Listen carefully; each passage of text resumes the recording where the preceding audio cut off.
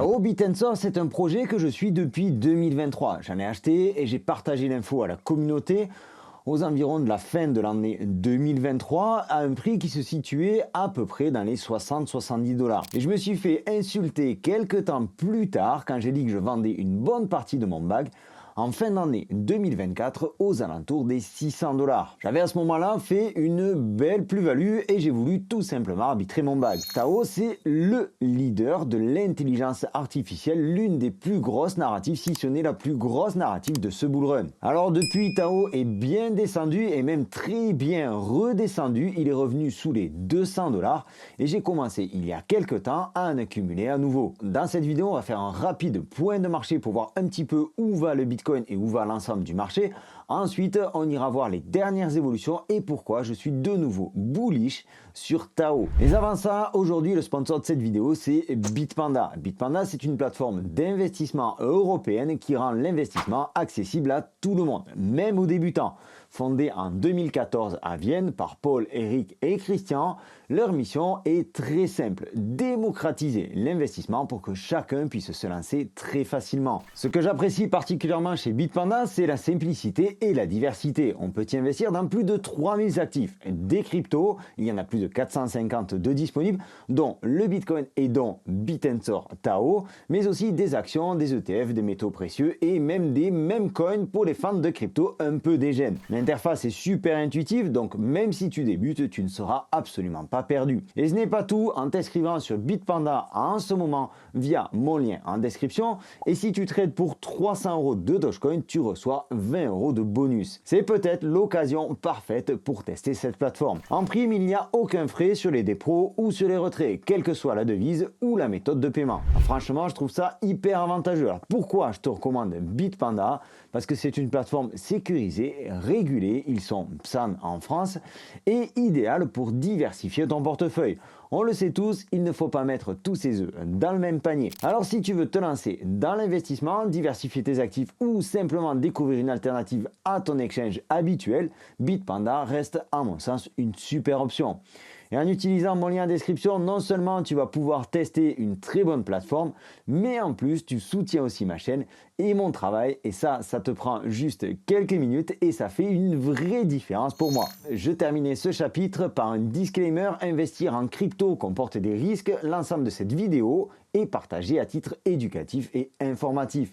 Avant d'investir, tu dois effectuer tes propres recherches, investir avec prudence et discernement et t'informer de la législation en vigueur dans ton pays. Donc comme je te disais, j'ai commencé à réaccumuler de nouveau du Tao Bitensor et ceci pour deux raisons. Mais d'abord, passons sur le Bitcoin. Une rapide analyse du Bitcoin qui est venu ici prendre appui sur ce que l'on peut considérer maintenant comme étant un support, donc aux alentours des 74 000 $. Il faut avouer qu'on s'est fait un petit peu peur. Ça correspond à peu près à la zone du plus haut qu'on a eu au mois de mars 2024. Ici, on a eu un retournement, cependant, c'est pas encore tout à fait gagné. Au moment où je tourne cette vidéo, on est en plein week-end, donc les volumes sont moindres. Il n'y a pas les institutionnels. Il faudra attendre la semaine prochaine pour savoir vraiment quelle direction on prend. On a ici une résistance qui est en train de se former sur les 85 000 $, résistance que peut-être on va passer dans les prochains jours. On a une prochaine ici importante, 88 000, 89 000 $ qu'il faudra absolument breaker si on veut avoir une continuité haussière. Mais moi, ce que je regarde surtout, c'est cette partie-là sur le RSI. Le RSI, on est venu le taper ici, ici, ici, et là, on flirte avec depuis maintenant plusieurs jours. Donc, tant qu'on n'aura pas vraiment franchi avec une réelle impulsion, avec une réelle volonté, tant qu'on n'aura pas franchi cette partie-là, on risque de rester dans cette espèce de range qui se dessine ici entre les 89 000 $ et les 74 000 $. On a tout de même des bonnes nouvelles et notamment sur le RSI, tu vois que depuis le 9-10 avril, on a tout de même breaké cette droite de tendance oblique, donc on devrait avoir une reprise haussière qui peut se confirmer notamment par cette divergence. Donc ça, c'est ce que l'on appelle une divergence haussière puisqu'on a le RSI qui lui est à la hausse tandis que le prix du Bitcoin lui est à la baisse. Ça peut signifier un retournement de tendance sur toute cette partie-là et donc une reprise haussière. Pour ma part, j'attendrai tout de même deux choses avant de me repositionner très fortement sur les cryptos. J'attendrai qu'on passe ici cette droite-là et j'attendrai qu'on passe également cette résistance-là. chose qui devrait se faire dans le même temps si tout se passe comme prévu. Alors j'en reviens à Tao Bitensor. Graphiquement, on a un super point d'entrée, on ira voir ça dans une minute, et fondamentalement, on a eu des évolutions très intéressantes. Alors on a eu l'arrivée des Tao Subnet qui représentent un véritable aboutissement et qui donne une vraie utilité, une vraie réalité au projet Tao Bitensor. Comme je te le disais, Tao Bitensor reste le leader de la narrative intelligence artificielle.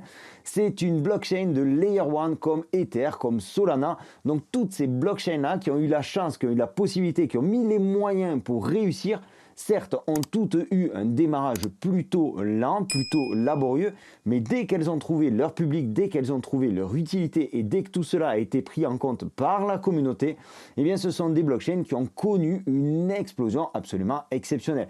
Il ne faut absolument pas oublier que Tao reste donc un Layer 1. J'en reviens au subnet, au sous-réseau. En fait, il s'agit plus ou moins de dApps sur la blockchain. C'est une forme de token, en quelque sorte. Je ne vais pas rentrer dans les détails parce qu'on ne peut pas acheter ces tokens-là.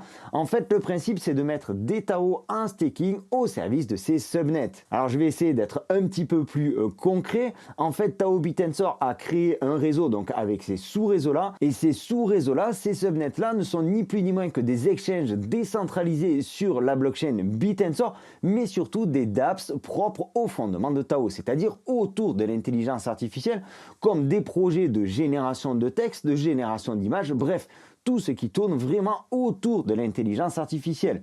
Ces subnets, tu peux les trouver sur deux sites. Tu peux les trouver ici sur Tao Market Cap. Donc tu vois qu'on a des subnets. Donc le subnet numéro 64 chute qui est classé en première position. Tout simplement parce que sa market cap atteint aujourd'hui 76 millions de dollars. En fait, le principe, c'est que tu vas acheter des Tao. Tu vas venir ici les mettre sur Tao Market Cap ou taostat.io, on va aller le voir juste dans un instant. Donc tu vas pouvoir venir ici mettre tes Tao en staking, c'est une forme de staking sous le subnet chute et donc avoir une rentabilité annuelle plutôt intéressante. Il y a d'autres projets comme le Targon, Gradient, Celium, Templar, etc., etc. Donc ici sur Taostat, et moi j'aime bien utiliser les deux sites parce que ça donne des informations complémentaires. En fait, ils ont à peu près les mêmes informations, mais elles sont présentées différemment. Donc c'est bien de croiser un petit peu pour avoir une visibilité qui soit un petit peu plus pertinente. Donc ici, tu as des subnets comme le chute dont on vient de parler qui a une émission de 17,04% par an. Ça veut dire que si tu mets du chute en gros en staking, si tu mets du Tao en staking sur chute, tu vas avoir 17,04% de rentabilité en Tao annuel. Et donc, comme je te le disais, chacun de ces projets apporte une réelle plus-value à l'écosystème Tao. Ce qui fait que tout cela crée une certaine hype, une nouvelle hype autour de Tao. Ça apporte une réalité au projet Tao Bitensor, là où beaucoup d'autres projets d'intelligence artificielle sont finalement que des coquilles vides. Et donc, dans un deuxième temps, tu l'as bien compris, ça incite aussi les gens à acheter du Tao et à venir ensuite les poser en staking sur ces fameux subnets, donc à les verrouiller, ce qui diminue la pression vendeuse sur Tao. Alors certes, de l'autre côté, il y a une pression vendeuse qui se crée parce que tu vas être récompensé pour stacker tes subnets, c'est la réalité. Seulement aujourd'hui, la hype est tellement importante sur Tao, et on va le voir graphiquement, que Tao repart vers le nord et je pense que c'est pas fini. Alors pour venir sur le graphique de Tao, et je vais être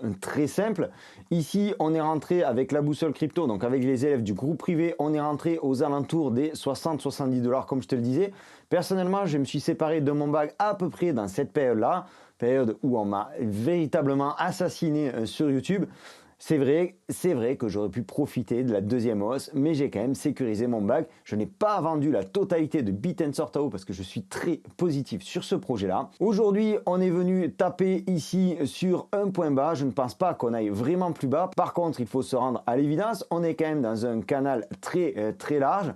Donc compris ici entre les 700 dollars et les 200 dollars. Pour ma part, je pense qu'à court terme, on peut viser cette résistance-là aux alentours des 490, aux alentours des 500 dollars. Il est possible qu'on ait ici du mal à franchir cette résistance-là aux alentours des 400 dollars. Et tout ceci à condition, bien entendu, comme je te le disais, que le Bitcoin reparte à la hausse et que ici on casse en clôture cette petite résistance là qui s'est formée donc aux alentours des 280 dollars. Je pense que la barre, le seuil psychologique des 300 dollars sera aussi assez important à franchir pour donner une véritable impulsion au Tao. Et si on reste logique et cohérent, il faudra bien entendu venir franchir ici cette partie-là, ce plus haut ici sur le RSI qui date du 21 février et tu le vois, on en est tout proche, tout proche. J'aime bien aussi me fier quelque peu au volume. Tu vois que ici on a eu énormément de volume depuis la fin de l'année 2024.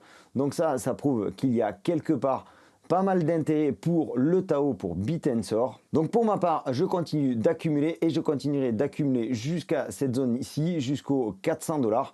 Mon premier objectif sera dans un premier temps le plus haut ici. À ce moment-là, il faudra voir à quel moment on se situe dans le bull run.